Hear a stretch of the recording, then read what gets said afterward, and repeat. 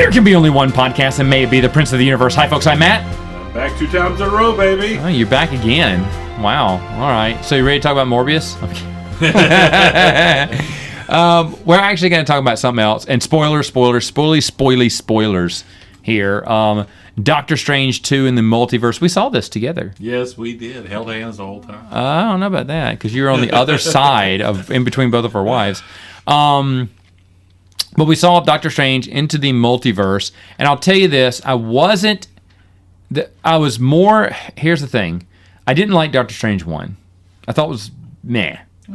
I enjoyed Doctor Strange in Spider-Man because that whole movie was great. I would say, going back, as far as Doctor Strange, I thought Doctor Strange was a fine movie. It just was the exact same origin story we've been given 1,000 times leading up to it.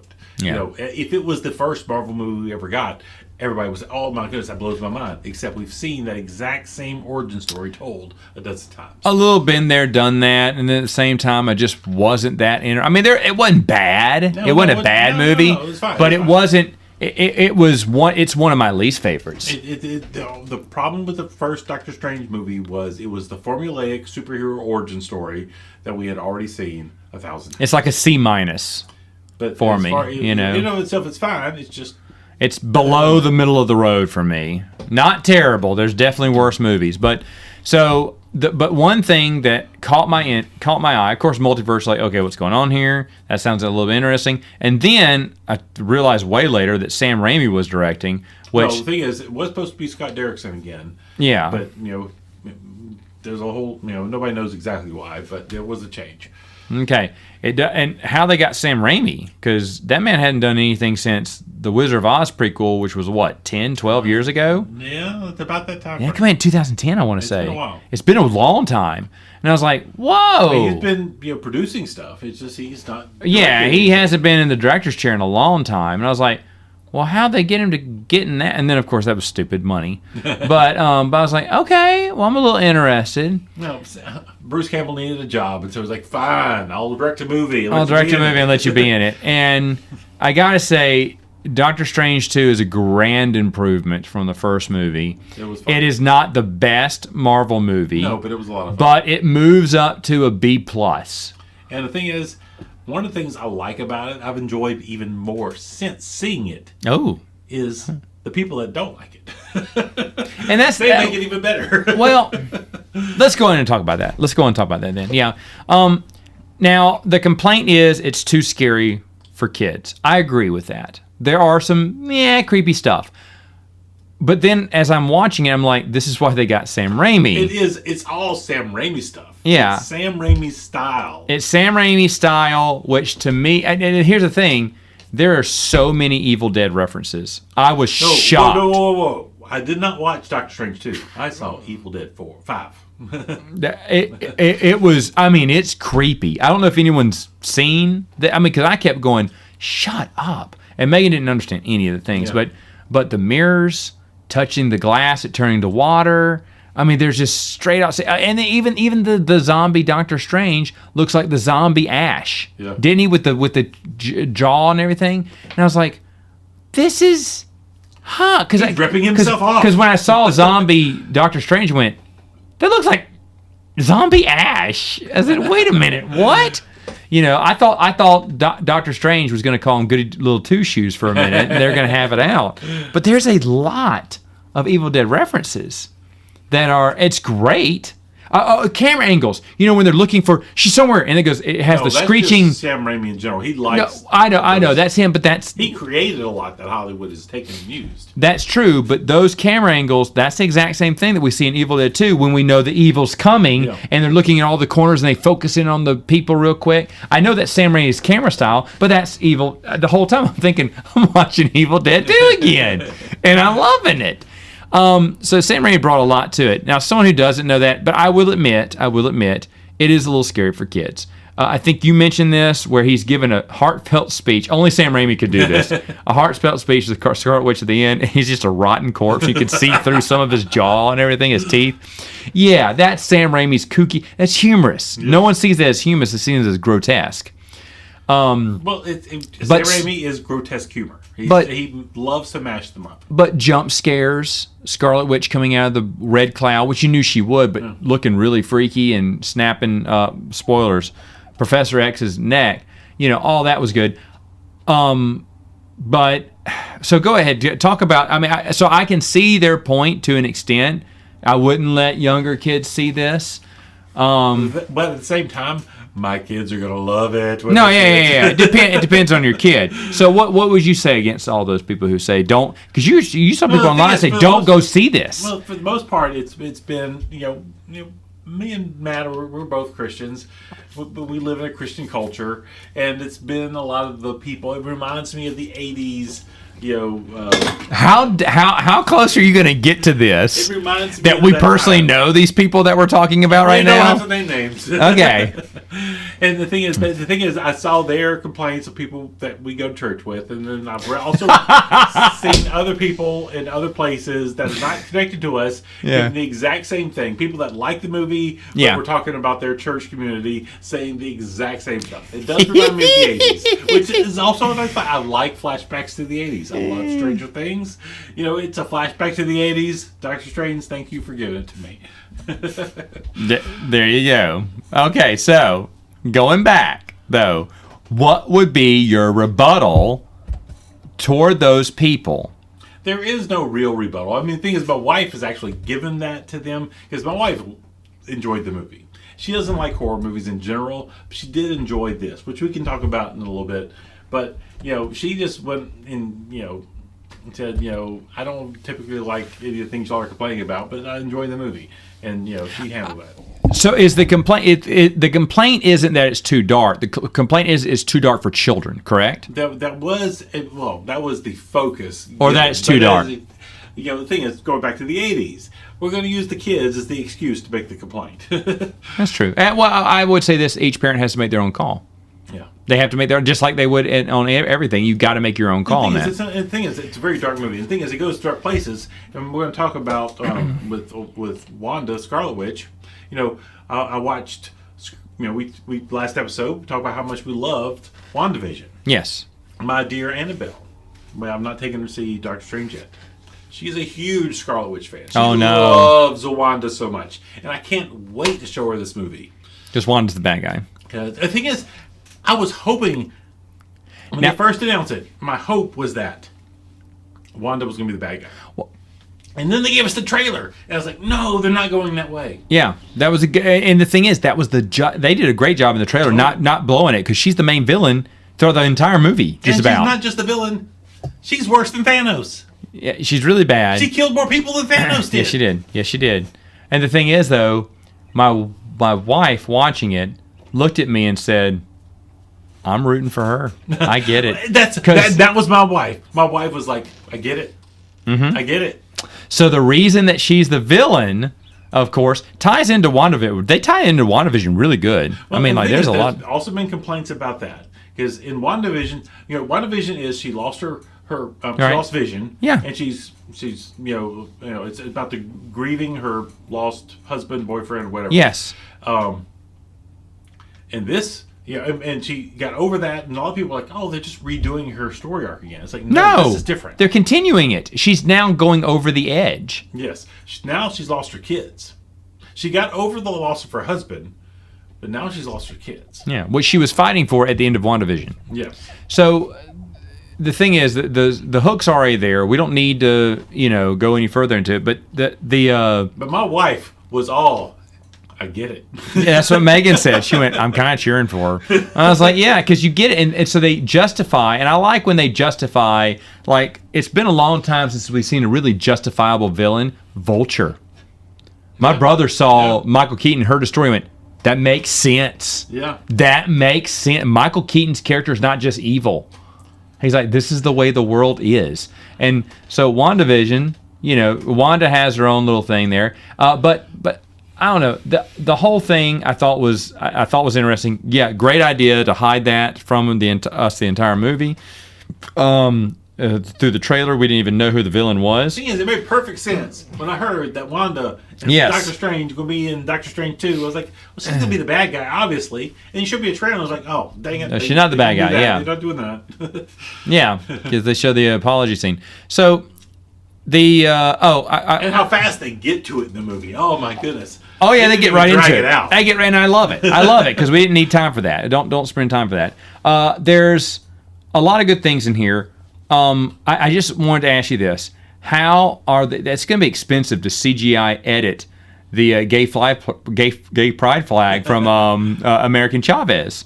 And then they're going to CGI her two moms with a guy for China. For China, they're going to do this.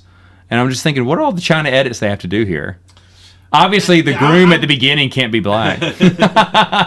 And for China, they're going to make some differences there. I would say this. I was like, oh, nice. You're just going to make a few edits. Disney likes to preach to us, but they are also going to, they're going to bend the knee for China. And not just with this movie, with several others. I heard Sony didn't do it with Spider-Man. They refused to take Statue of Liberty out.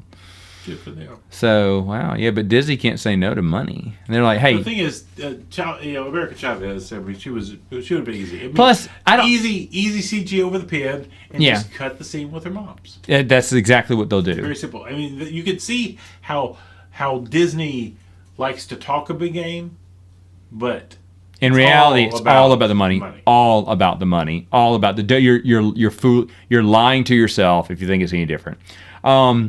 Now, the thing is, I know nothing about American Chavez. I knew about the character prior to this because I have a game that has her as a character, but I knew nothing about her. Blame Trump. She's Trump's fault. Oh, she was created because of Trump? Think about it. What's her name? Oh, okay. I got it. All right, got it. And what's her power? Got it. Okay. Okay. All right. So, she's Trump's fault. All right. She's not interesting. But so if you like thank Trump. For this, you need her. For this storyline, you need her. The thing is, she's fine in the movie as a character. Whatever she does. Like I said, she's fine in the movie because she serves a purpose. She serves a purpose. It's fine. Not really, excited about seeing it, but I knew about her before. Yeah. So the thing is, and one more thing about Sam Raimi. I was looking for the car because I thought, I hope I don't miss it. You can't miss the car. And when I saw it, I laughed so hard. I was like, they just put it smack dab in your face. Left? That's it, the shell. It doesn't even have an engine anymore. No, it's been a shell for a long time, but that was the shell is real. But it's like they've got to replace that shell by now, as much as they've done to that car. No, he just keeps it. He just keeps it nice and takes care of it. He takes care of it and everything. And here's the thing. It all connects to Evil Dead. I can't wait. Bruce Campbell, of course, makes a cameo in it, and it's great because at first I didn't know it was him. Because he's gotten old and fat? Well, yeah. Yeah, at first I did. Well, because the last thing we saw him in was Ash vs. Evil Dead was what, 2 years ago? Wasn't that long ago when that series ended, right? It's 2019, right? Yeah. Well, maybe in let's say 3 years ago. He's not dyeing his hair anymore. That's true. No, and he's let himself go as far as he can because he's retired as it goes. But the thing is, though, I was like, whoa, because at first, like, whoa, when he grabbed her, say, I ain't free, pay up. She's like, I got to pay up. And then the next time you see him, I'm going, oh, it's Bruce Campbell. At first, I didn't notice that. And I heard a few complaints about the after the trailer, the stinger at the end. There's nothing wrong with that. People. And by the way, that's another Evil Dead reference right there. So, and I think a lot of people, I think Sam Raimi knew his audience. He said they want to see some horror, and they're coming to see me, and they're going to be Evil Dead fans. So I'm going to throw this in there. And I thought he did it flawlessly. If you didn't expect Bruce Campbell to be in that final post-credit scene, then you're an idiot. That was the most obvious Sam Raimi post-credit. Yeah. The Evil Dead, the hand not obeying him and him beating himself up again. Another Evil Dead 2 reference. There's just so many. He even takes his head and just flips, does the almost flip against the grill and everything. It's great stuff. The alternate world, we got to see, okay, that's fine. The storyline was fine. I enjoyed it. I really love, what is his name with the spike chains? Who the master, Doctor Strange's friend. Wong? Wong, is that his name? Wong? He's great. Yeah. He's excellent. He's the guy making all the cameos these days. Oh man, he was in Shang-Chi. He was another good thing about Shang-Chi. But the thing is, though, he was great in Spider-Man. Spider-Man. And then this one, he's good. He's great. He's great. He's a great character. You know what name is in real life? Wong. Shut up. Anyway, though, he's great. Like the whole thing. See, you bow. And that's just. I love it. I love everything about it. And maybe, I remember liking him. He was okay in the first one. And I need to go back, but I don't think they had that kind of relationship in the first one. I think it was more of him not trusting Doctor Strange to do anything. He was there, but I think him as a character, he bloomed in his cameo appearances and other things. Oh, I got a question for you. In the movie, he remembers Spider-Man. And so does Wong. No, they remember Spider-Man. They don't know Peter Parker. Oh, okay. All right. Maybe so. I'll have to go back and look at that reference. I didn't write it down because we were in the theater, but no, I thought the movie was fun. We got the cameo at the end in the stinger with his wife from a comic book. You said? No, she was back going to the 80s. She's also the niece of Dormammu, the bad guy from the first movie. Oh, really? Yeah. Huh. It's very complicated. Okay. She was supposed to be evil, and she's not, and he trains her up to be. And she's been the Sorcerer Supreme in the comic books at times, and Okay. I don't care if they bring her. To me, it wasn't a big deal.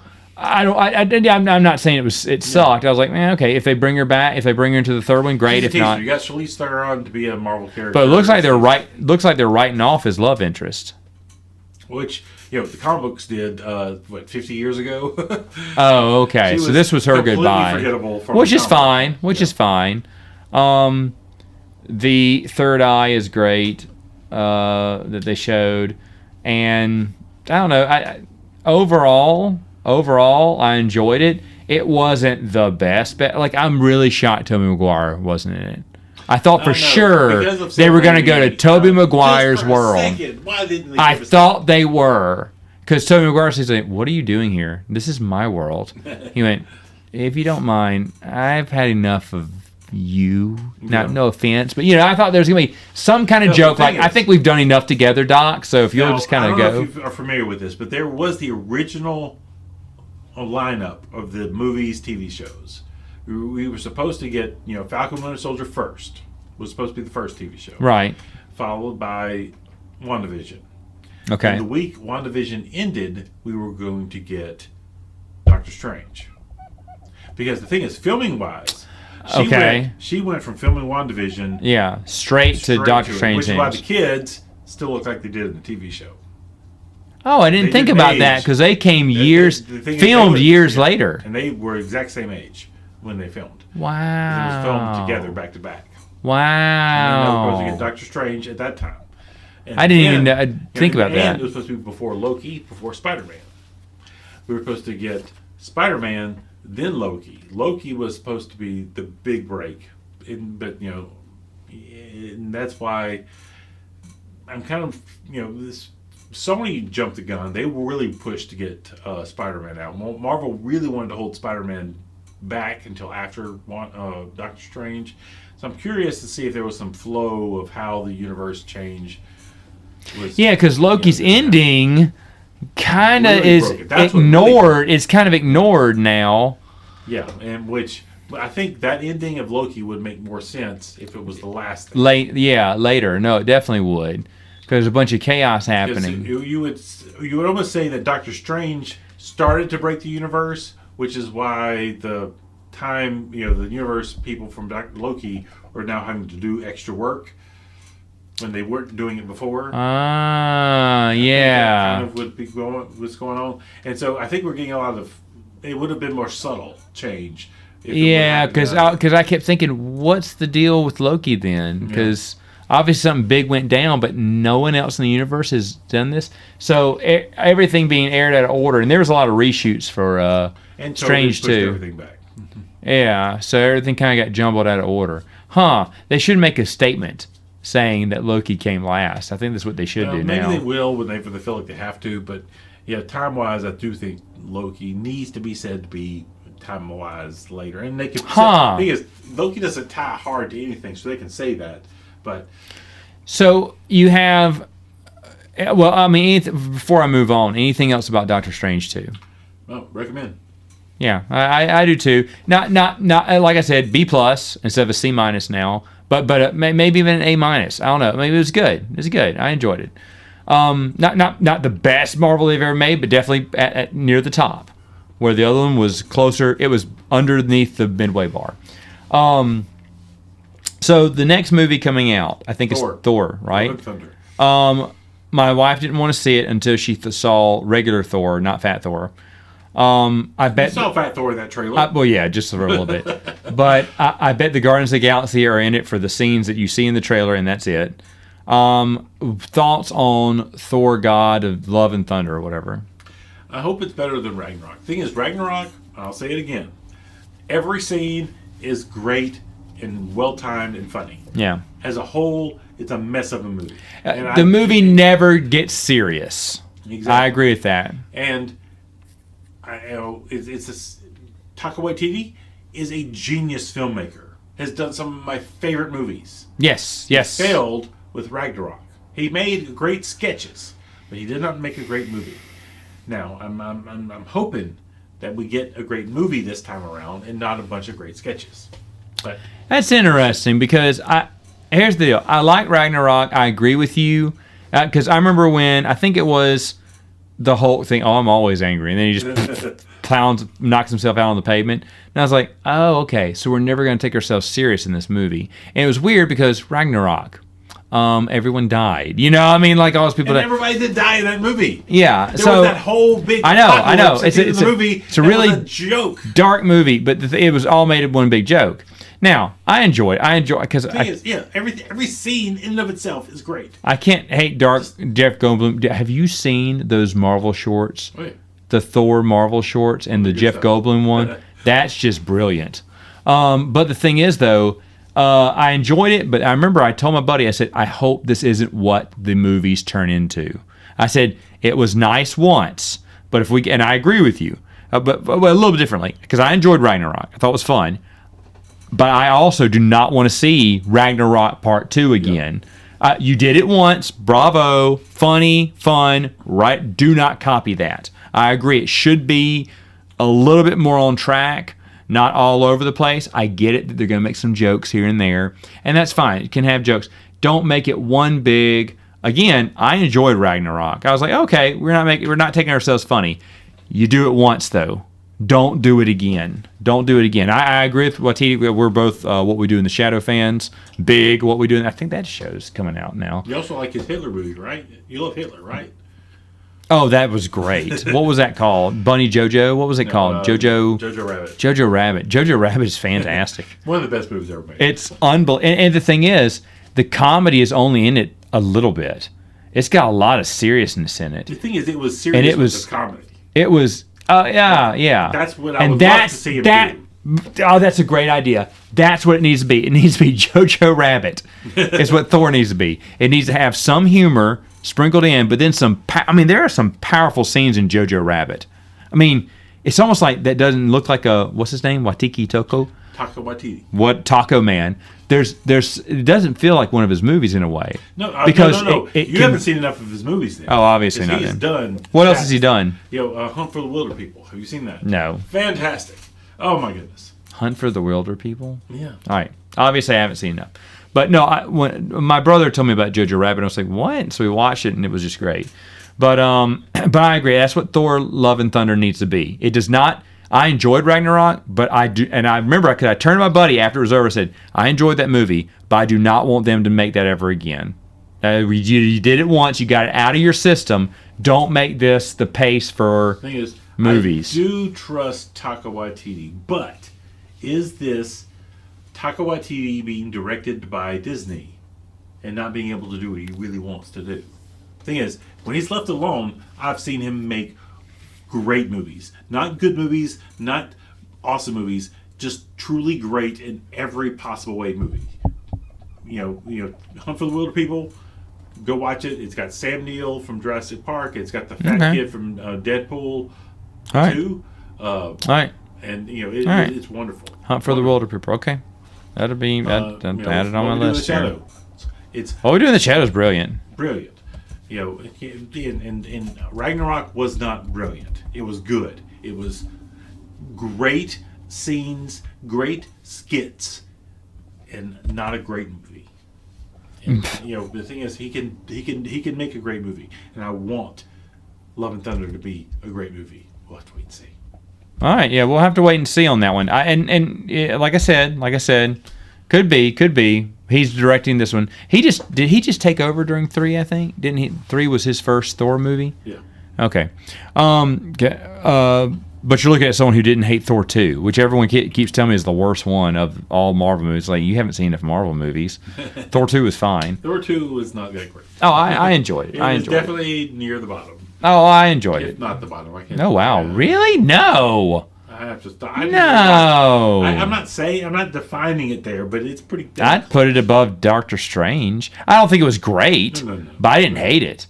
Okay, so what other movies? Is there anything else coming out from Marvel that we know of with a release date? Is there anything else? I can't think of anything. Yes, but what? Miss Marvel. Oh my gosh. No, I don't want to see that. Is that really a movie? That comes out next month. Oh my gosh. Wait. The movie? No, it's a TV series. Disney Plus. Oh, she's the next TV series. I thought it was She-Hulk. I thought it was She-Hulk. No, She-Hulk is after Miss Marvel. Oh my gosh. I haven't seen Miss Marvel. I ain't know about this, so I'm behind the times. So, what do you think about Miss Marvel? It looks to be a fun show for kids. Is it live action? Yeah. Why do you say for kids? It's about this. Is Miss Marvel? Now I see her on. She's not Captain Marvel. No, I know. She's on Spidey and His Amazing Friends. Yes, she's a young girl. She's a fangirl of Captain Marvel, who then develops some powers. Yeah. And does some things. Okay. So she's coming out next. The show looks fun, but it doesn't look like it's made for our age range. Oh. Well, it's got to be. Annabelle saw the trailer. She interested? It's hit right up her alley. It was right Checked all them boxes. Yes. Okay, so Miss Marvel. No, I'm not saying Matt need to rush out. Besides Miss Marvel, She-Hulk, any other TV shows that they've announced? I mean, there's still Secret War with Sam Jackson and the Skrulls. They're going to still do that? It's still on the docket. Oh my gosh. That's like a 7-year-old storyline that's been dead. They haven't even referenced it in so many years. You think they'd reference it? Skrull reference. There was another Skrull reference in Spider-Man. Captain Marvel was the last Skrull reference because Samuel Jackson was in it because they fast forward. Yeah. Remember, he's on the spaceship and everything. Yeah. That was Captain Marvel was the last time they referenced it. What was that movie? 2018. That was before. Well, I don't know. That may have been. Yeah. So, I mean, that was just. That was the last time. Was that 5 years? That was 5 years ago? Hold on. 5 years ago. No, 4 years ago. It's coming. So it wasn't 7, 6. I don't know. But anyway, I don't know. But that's just. I mean, geez. You don't even care about. They could have brought Samuel Jackson for one of these movies to do something with the Skrull. I mean, just tease it. Remind us that he's still alive. I mean, just really bad. Did you ever see the Agents of S.H.I.E.L.D. ever rap? Oh yeah, it's done. Oh wait, Doctor Strange 2. I do remember something else I wanted to say. The nod to the '90s cartoon Professor X and that was good. That was good. It's funny that Patrick Stewart can't even walk, so he was really in a wheelchair. I will say this: he looked old. He is really old. He is not playing this role again. No. He needs. We'll be thankful if he comes on screen again. My goodness, he looks so terrible. He looked old. He's never looked like this to be in a movie. Seeing him on screen, I was like, he looked decrepit. Don't hurt him. Don't push him. Yeah. Don't breathe on him wrong. But he looked decrepit, sadly. Oh. I loved how when Black Bolt died. And that was the same actor from the TV series. Was it really? Yes, it was. Wow. Yes. Who is Also currently playing Captain Pike in the Star Trek series. Okay. All right. Whatever that Good show thing he is, got nobody work. cares about. Never saw the Eternals, though. So are they saying the Eternals TV show happened in that Not universe? Inhumans. Oh, and are they saying the Inhumans TV show happened in that universe, probably? They're not saying that world. They brought it back as a reference. It was a reference that they could use. Black Bolt was a part of the Illuminati in the comic books. He is the only actor to ever play Black Bolt. So why not? Okay, got it. And we had 2 Star Trek captains on screen. Okay, and the thing is, I was happy to watch them all die. Even Professor X, which had the coolest death, because when they had him fall or lean over on his wheelchair, they said, "No, Patrick Stewart, easy, easy. Can we make that chair out of like a cushion cloud, please?" Wanda, can you help him stand up? Wanda, just help him lift up a little bit. We'll just CGI his death. So, okay, wheel him off. Patrick, are you there? Oh, he fell asleep. Mourning his loss before too long. Yeah. Not as bad as Ruth Bader Ginsburg looked at her last year, but pretty dang close. Oh, he looks like he's a decrepit Supreme Court judge. He could play one now. He could play Ruth Bader Ginsburg now. All right. So yeah, go see Doctor Strange too. All right, folks. We'll see you next time on Princes of the Universe. There will be no Picard season 3.